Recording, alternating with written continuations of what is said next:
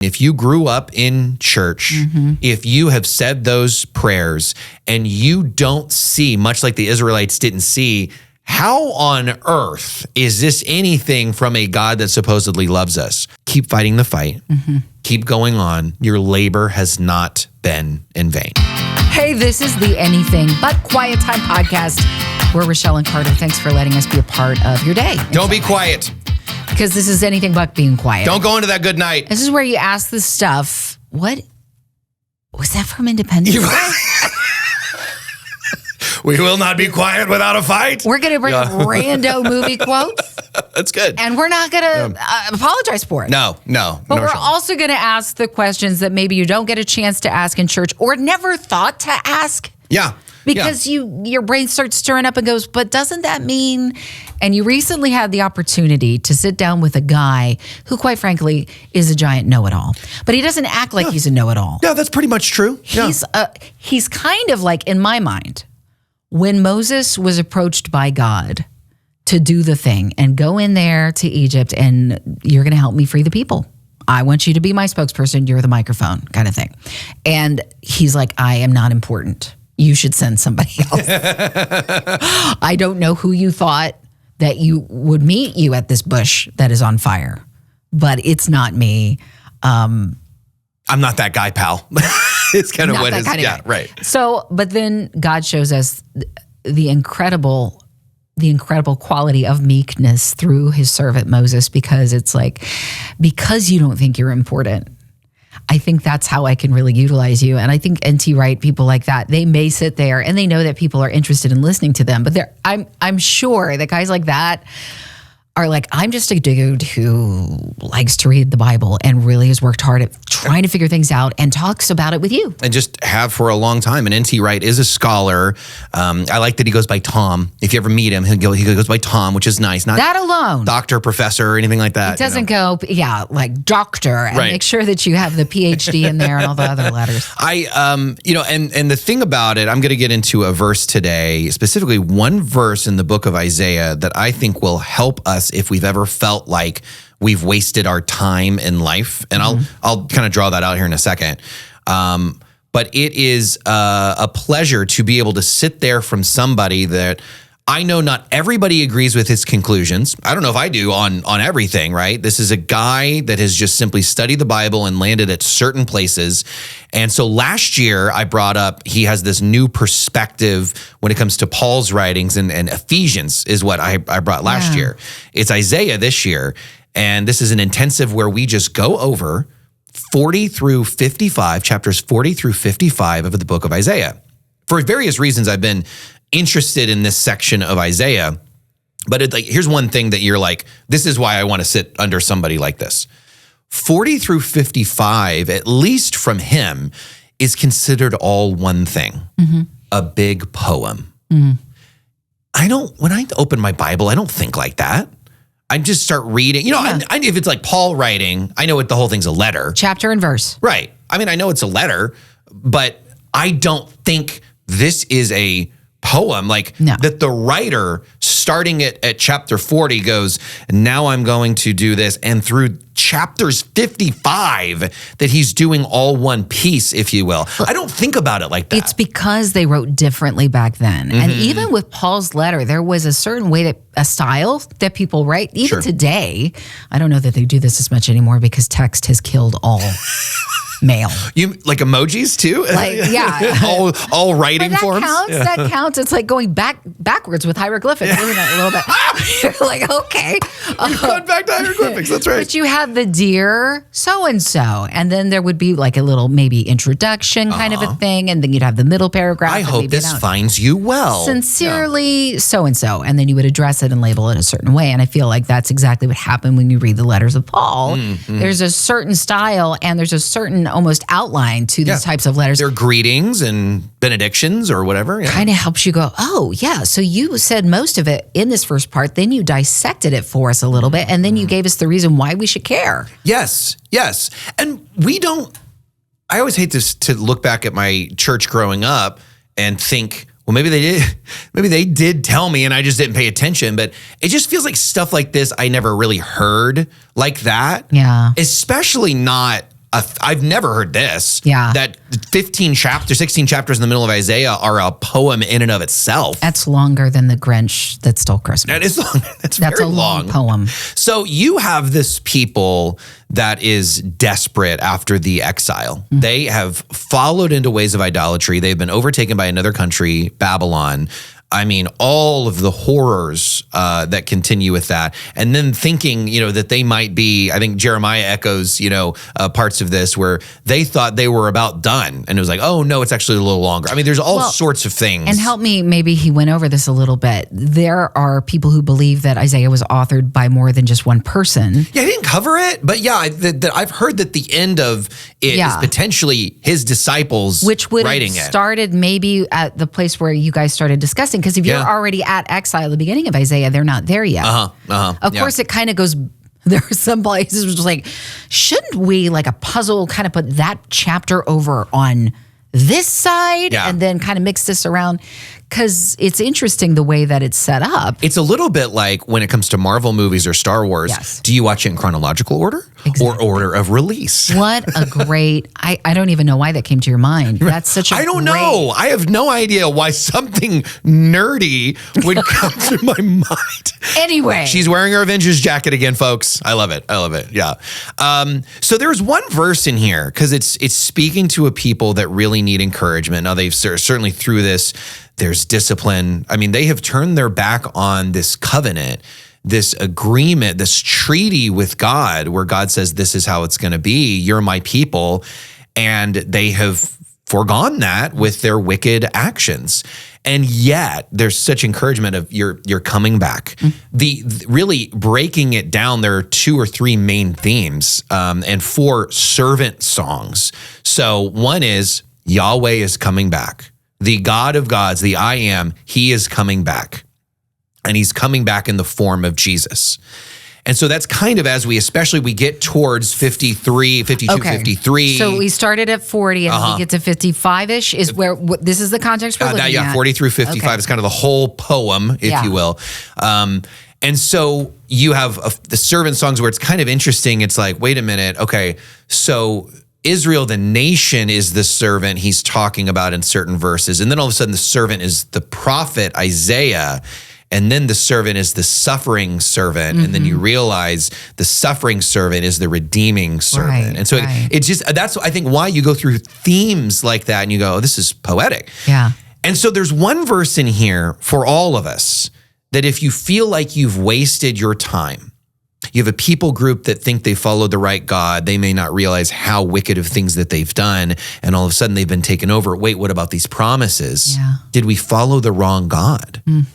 I thought about America a lot. And you think about yourself too in a lot of this. 49:4 in Isaiah says this. But I said, I have labored in vain. I have spent my strength for nothing and vanity. Yet surely my right is with the Lord and my recompense with my God.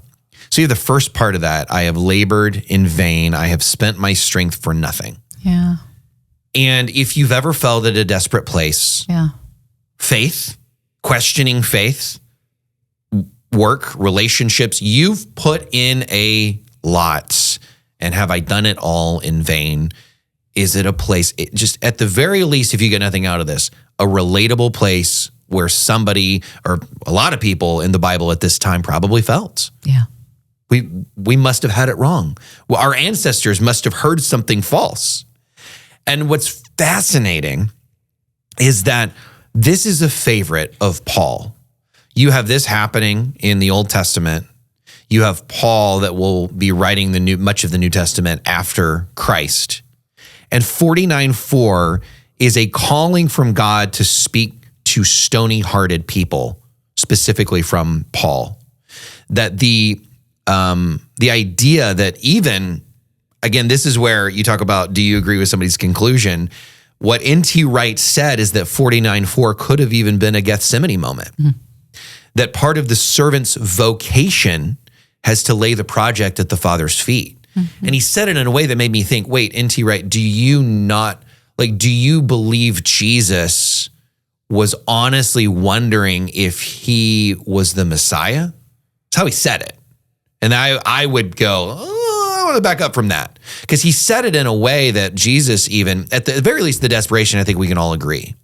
Is there another way? Like Jesus is obviously like wondering this, but I'm going to do your will. Right. N.T. Wright said it in a way where it's almost an alternate universe to me, that there were many people that thought they were the Messiah, that they were the one that the Old Testament is writing about. Oh yeah, there were a lot of those guys. Now, I never thought about it that way. Really? Okay. I knew that there were a lot of those guys that claimed it. Yeah. But he's saying in a way that many believed that if they had the right sort of influence, the right sort of character, the right sort of leadership, of course, I'm sure every one of them thought they were literally going to overthrow Rome. That's what the people thought. Yeah. But I never thought of all the guys that was like, no, literally, that's me. Yeah. And there's a lot of narcissists out there, though. Sure. There was a guy who wrote, I guess 150 years before Jesus, wrote his own list of "You're blessed when." Interesting. Those types of things exist all throughout Scripture. You're blessed when. Blessings are always talked about throughout all of the Old Testament, being blessed when, and then people, in fact, some of it sounded so scriptural.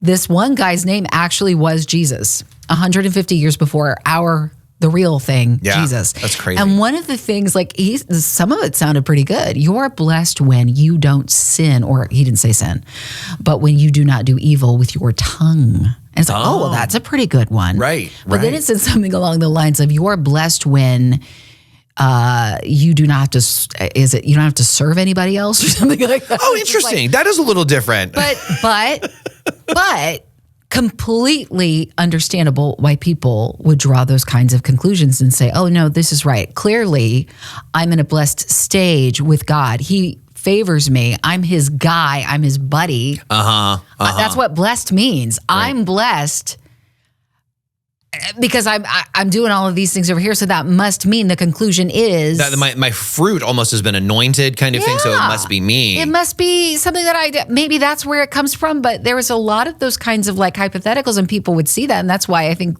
question was out there when Jesus was around. If the rich people can't make it, because clearly they're blessed. Right. That's true. Then how can any of us make it into the kingdom of heaven? And so we saw a lot of guys like that, fake Jesus. Yeah. And Jesus came around and purposefully goes, you are blessed when you are poor in spirit. What the Sam Hill does that mean? That's like, I heard Tim Mackey put it, it's like driving on the wrong side of the road. Yeah. Like it's really messed up when you first start it. It doesn't make any sense and everything's backward. That's good. I like that. But that's really like that. What Jesus did. He's clearly different. Yeah. And that's why I don't know if I've ever entertained it, but N.T. Wright said it in a way, he didn't even say it verbatim, but he said it in a way that made me think, are you saying that Jesus went his whole life with not being sure? He's saying that this Gethsemane moment would be a lot like John the Baptist in prison. Are you actually the one? And then Jesus in Gethsemane going, am I actually the one? Yeah. And I don't know if I would want to hear it more drawn out, but I don't agree with it off the bat. I don't know. Upon his baptism, I think it would be clear that a voice from heaven saying, this is my son. I mean, I think it would be clear. Maybe he wasn't saying that, but it's sure, at the very least, I think we know that in Gethsemane, it is a desperation place. Yeah.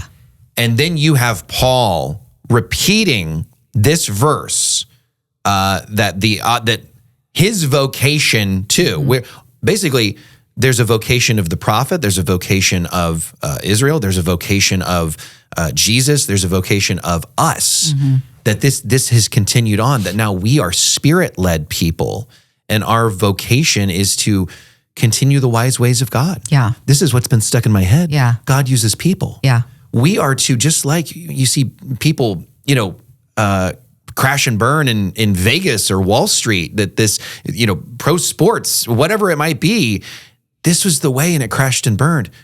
The wise ways of God are over here. And my vocation is to get people to understand there is freedom in it. Absolutely.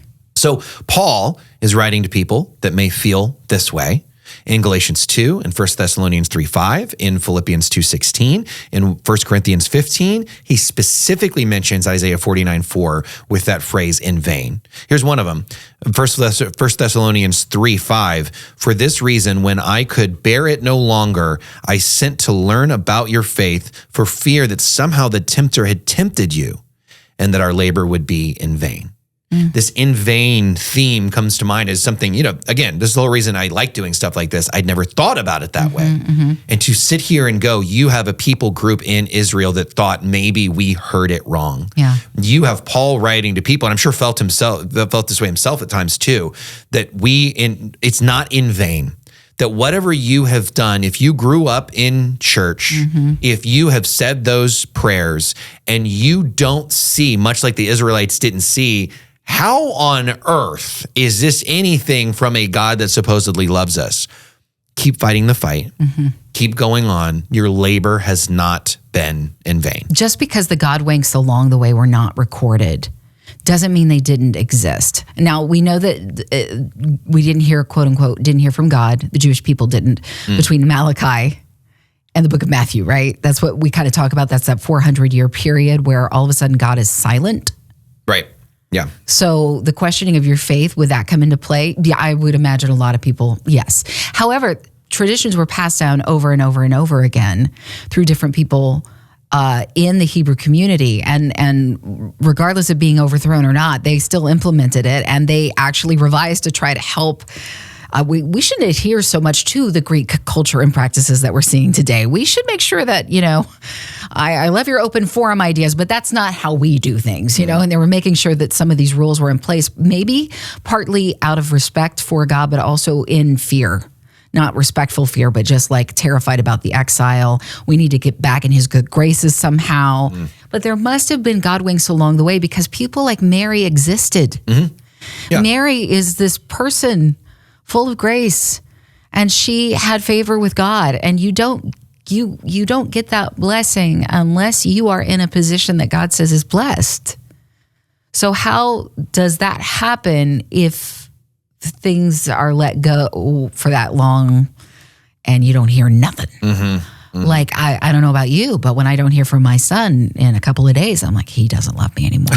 That's not true. But we can start to feel that way seriously, though. Yeah. 400 years is a very long time. Yeah. So what may have happened in the midst of that? Did they go over the writings? Did they see their mistakes? Obviously, they look at the prophets. Daniel clearly was very aware of the prophets. He was very aware of Isaiah. Yeah.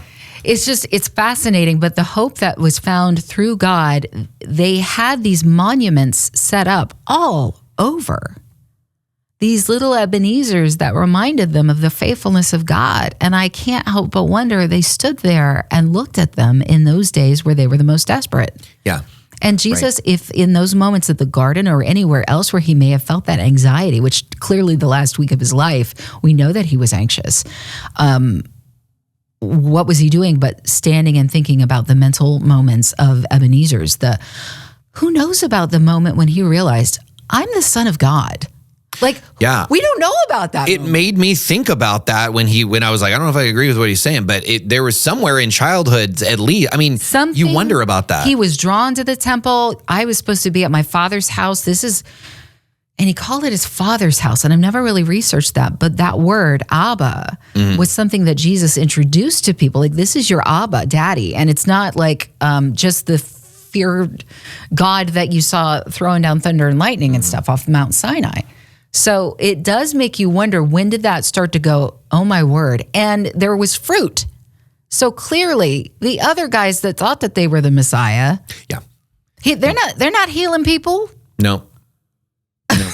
They're not getting, the lame are not walking and the blind are not seeing. But Isaiah was one of the people said that was going to happen when the Messiah was coming. And that's why we were talking about this today on our show, that fruit we conflate with worldly success, even in the Christian world.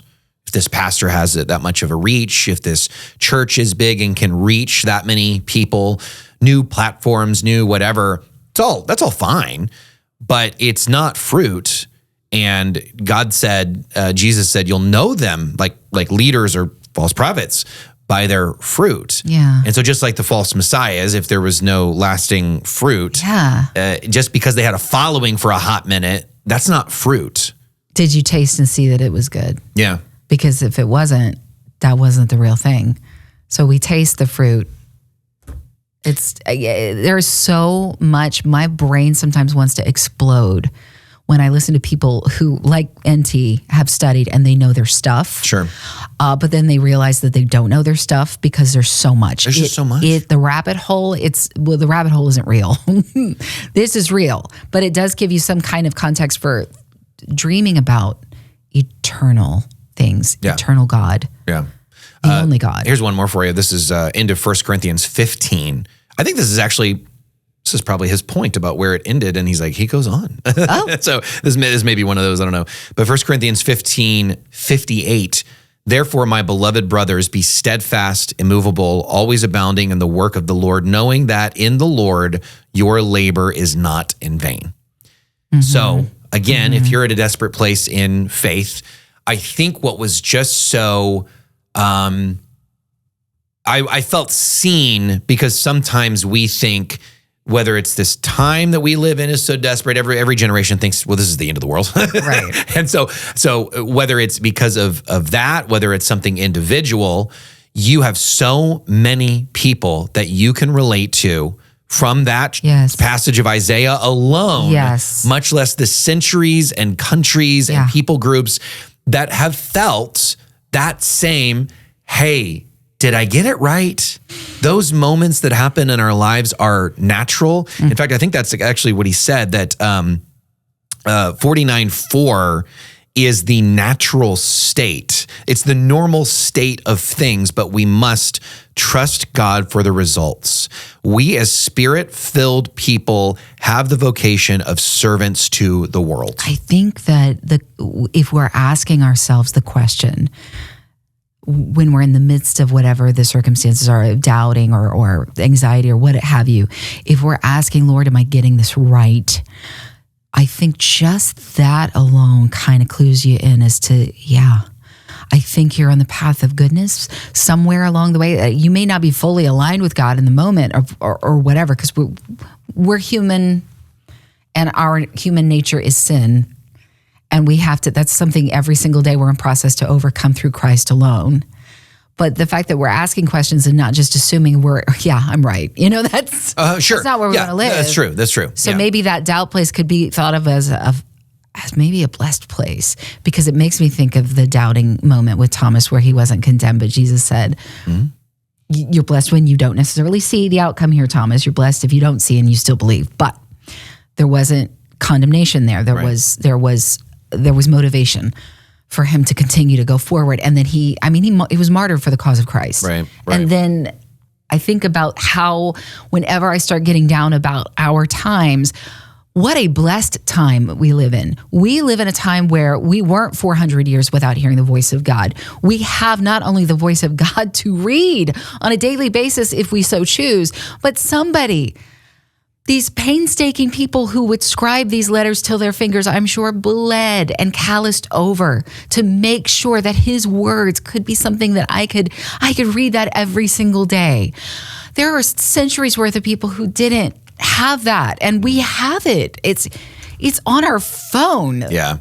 That leads me to that next part, that yes, if you're doubting your faith, but what if you're a strong believer and it feels like you're getting nowhere with your ministry? And that may be a pastor, but I'm talking about you shared Jesus with that coworker or that family member that continues to refuse it. And it's like, am I even getting anywhere with this person? Am I even doing anything? You're pastor of a 50-person church. Am I even doing anything here? And I think what you just brought up is a great example. I'm copying this letter. My fingers hurt. It's going God knows where, 2 countries over. Pending on some of the stuff I've heard about the Corinthians or whoever else, they're acting crazy. Is this doing anything? And he said it about Ephesians. He said it somewhere about here too, that if those people saw how many Christians were in the world today, they would be blown away. Oh my God. They really were the early church. They were the, quote, more than conquerors. We often think, man, if I could go back so I could see what it was really all about. But they might have been wondering, is this even doing anything? They were the minority, and through faithful effort and God's faithfulness, Christians are the majority on this planet. Yep. That's so beautiful. And there's so many necks to hug. You know, I was telling my kids the other day about the blessed position Jesus says that you're in. It's not the one that people usually cling to, the celebrity, you know. And I used our radio show. I said, you know, Mom's up there on stage. People might want to take a picture with her. That's Rachelle. We listen to her with Rachelle and Carder or whatever. I said, but you know, who Jesus says is blessed is the person who might be down there enjoying the music of the concert, but on their weekends, nobody's seeing it, but they're making sandwiches and getting them to the homeless. They're doing these things. You wonder about, is my ministry going anywhere? Your ministry may be only about one person. And it may, and like your entire, you'd be like, man, I hope that's not true. I've made many sermons.